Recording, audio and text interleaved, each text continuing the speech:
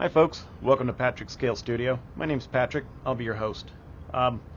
Just want to be really quick and upfront with this intro here. My SR-71 by Revell in 1/48 scale has been a shelf queen for 2 years, so I'm looking to finish that, just to kind of document what all I'm doing and throw it out there. This is by no means going to be a very big detailed video log on YouTube here. I'm thinking maybe 2 or 3 videos at most, hopefully rather quickly so we're not wasting your time. Others have been building this.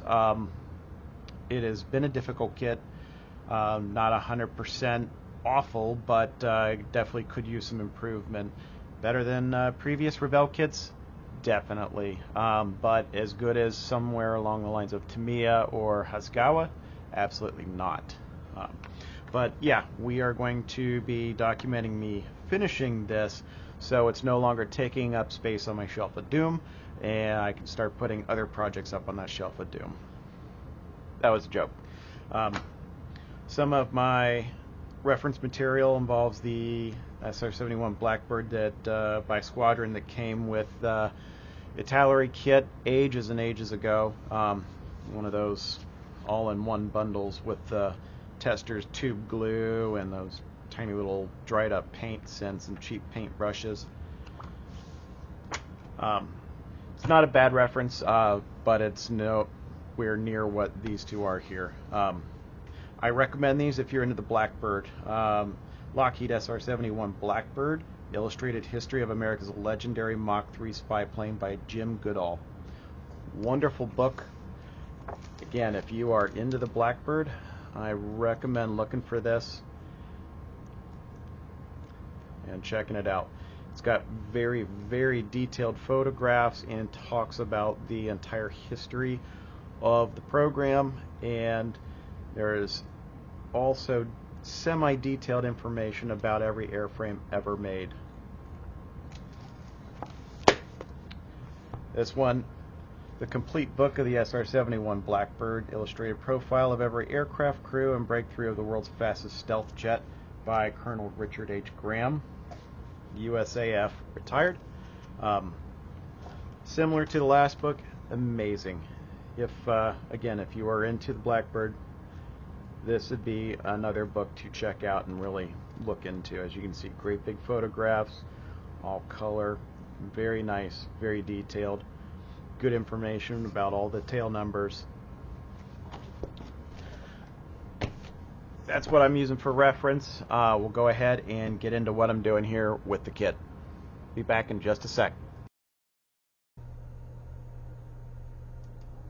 So what you can see me doing here is sanding down the leading edge of one of the 2 rudders on the SR-71. I'd like to sand down the leading edges and trailing edges of control surfaces and wings on aircraft. It kind of helps captures that sense of realism, kind of gives credit to the miniature version of what it is you're trying to display. So you can see there's also an elevon sitting on the workbench right there. So this will also get the same treatment, but only on the trailing edge, as it doesn't have its own leading edge. In order to achieve the speeds of Mach 3.2 that this aircraft is so well known for, it had to have incredibly sharp and aerodynamic and really thin features in order to allow it to kind of cut through the air. The engines actually did most of the work, make this thing fly. So on the main body of the aircraft, the fuselage will probably also go around all those chines and all those leading edges of the wings and everything like that, just to ensure that everything is really nice and sharp. The real deal is also really nice and sharp. I mean, we're not cutting bread or anything with the wings of the real aircraft, but you can definitely tell that it was well designed for speed. And so I just kind of want to make sure that that shows up also in this project. I start with a 400 sanding stick, and then 600, and eventually 1,000. I just kind of progress up there to make sure I get sharpness. The cones on the engine nacelles also got the same treatment. The cones I found weren't as sharp as I would have liked, so again, using the sanding sticks instead of 400, 600, 800, 1,000, just kind of progressively go through those. And one thing I want to point out with this is you want to continually spin these cones as you're doing this, so you don't end up with a flat spot and then have to call Revell and look at getting replacements. No one wants to have to do that when they're right in the middle of a project. And I also like to use the sanding sticks over sponges, so you've got something a little bit more rigid. The sponges, you might have depressions or things like that just due to inconsistency and pressure that being applied to the part you're working with. So here we can see some of the landing gear parts that I've already painted, and this is in flat aluminum. The real deal looks like everything is also in aluminum or various shades of silver, so that's what I tried to do here. As you can see, I'm really going for something kind of flat on it too.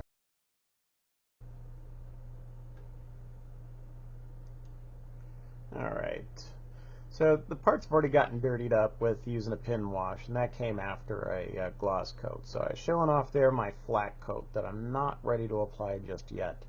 Because first I'd like to use some Tamiya chrome, just to go ahead and get in there and highlight some of the tiny little details, some of the pipes and stuff like that. And that's using the Tamiya Chrome Silver X11. Just go in with a tiny little brush, as you can see here in way sped up version of me painting. And yeah, just kind of get some of the pipes and some of the things that I've added into there, just to kind of help draw it out, put a little contrast further into the parts there, kind of help aid the eye in navigating through some of this what would otherwise be very, very dull. You might also have noticed the red surrounding those wheel wells inside the landing gear bays. And according to reference pictures, that's there. It just looks like some kind of a canvas or a fabric coating around those wheel wells. I'm not really sure what the purpose of it was for, and despite all my digging, I was unable to find out. There's the nose landing gear bay. Again, a lot of extra details that I put into there. Frankly, I kind of thought the entire affair, as it came out of the kit, was as just as blank as a Ken doll, to be as nice as possible about it. And then the actual landing gear themselves, they got the same treatment. Again, just kind of pick out some highlights, pick out some things to draw the eye to, and also pick out some things that were not in that metallic gray color on those. So almost finished up with this portion here.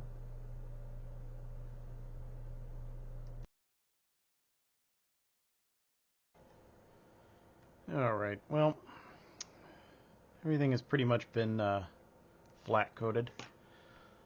I'm kind of happy with where it is. So I'm going to go ahead and pull the masking tape off. You can see that beautiful chrome and the hydraulic. It really stands out nicely and provides a really good contrast. I don't know if we can make that out or not. Just barely. So get that one done here. Go ahead and show off a couple of the other things here that we got going on. Weathered up the wheels. As you can see, that's just a touch yellow right there. Not 100% silver. And that is going to be the case for the outsides of the main landing gear wheels. According to the reference photos, that look like they usually, after a little bit of wear, got like some yellow, either sand or dust or maybe a little oil leaking out onto them. The Actual treads were always nice and silver, just having, you know, fresh wear from milling around. So the inside ones, because these main landing gear wheels come in 3s, the main ones I didn't even bother because you won't see the sides.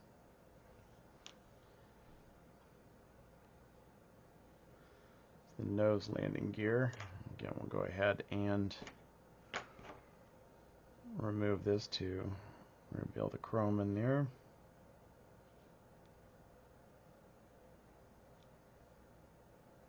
I like that Molotov pen. It really adds just a sweet touch to how that looks. So you can see how kind of real nice and bright that is. There we go. It's a little bit better. Alright, and then here is the nose landing gear. Like I said, these were just regular black rubber tires. So I put a slightly lighter shade of black on there because rubber isn't normally just black. It's kind of like a darker, really dark gray or a much lighter shade of black. And I put a little dust on there again, kind of leaving the treads. And here is one of the struts that goes with the main landing gear. And I don't even have to use tweezers to get to the chrome on this. Might have to get it off of my fingers. There it is.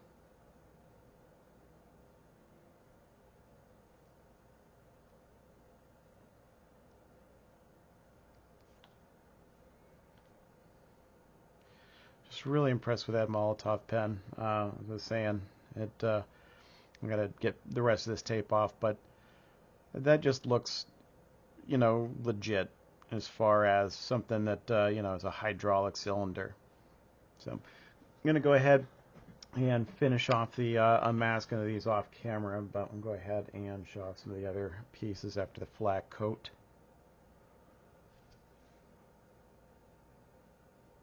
So there's the well for the nose landing gear, and here are for the most part, main landing gear bay parts, the gear doors for the main nose. This is one of the walls for the nose. Off camera, I went ahead and put this back in. This was in before, and I had to take it out because when I first put things together, I was under the impression that you know, the landing gear were the same shade of metallic as the landing gear bays, but that's not the case, again, according to all the reference pictures I found online. So I went ahead and mainly just kind of had to wedge it in there and pull it apart and put it back on there. It's not the easiest thing to do, but it is possible to do. So then the next thing that's going to go in here would be one of our main landing gear struts, and it's going to be this one right here.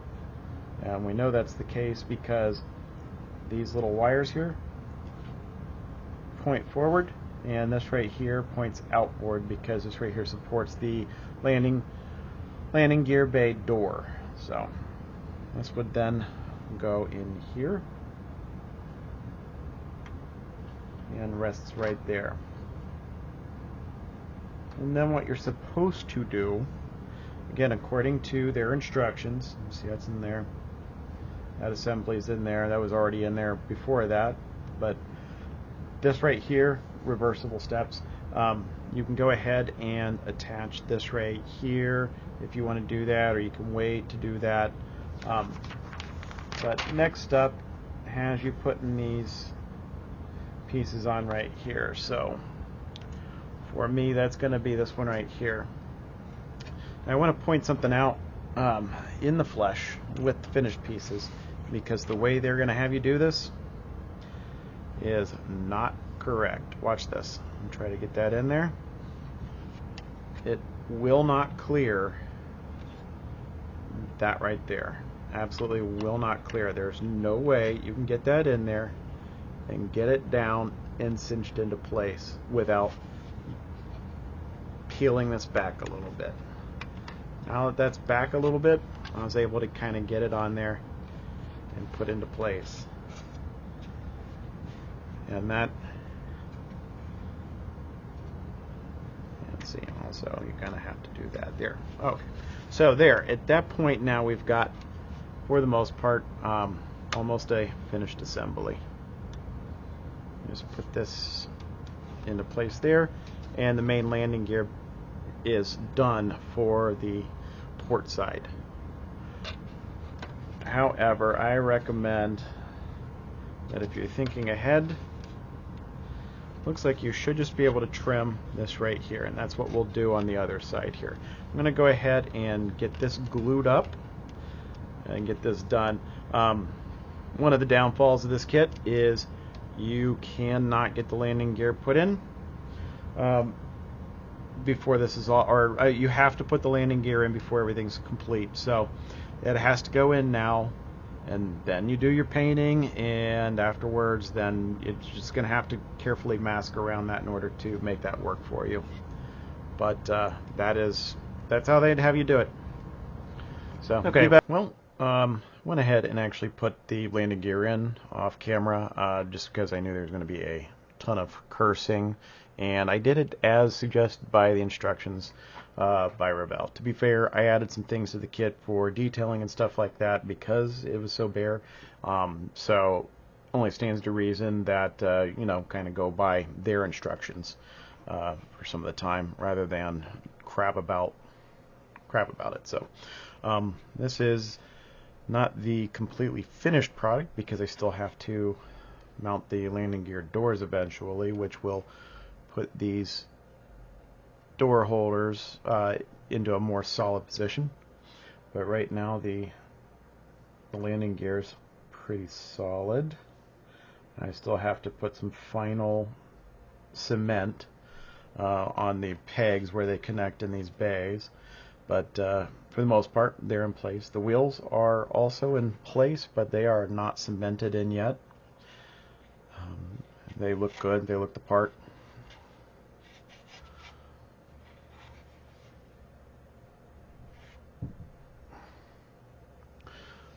And here is up front.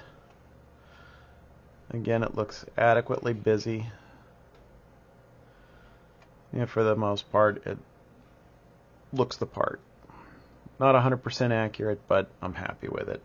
Again, all the wheels are in place, but they are not cemented in yet.